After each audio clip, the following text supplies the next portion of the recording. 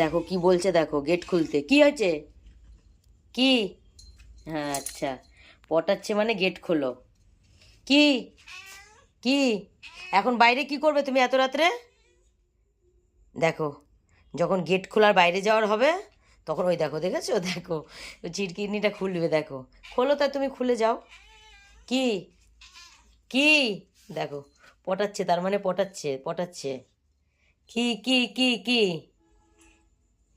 কি কি? কি করব? ওই দেখো, তার মানে কি, গেটটা খোলো। কি?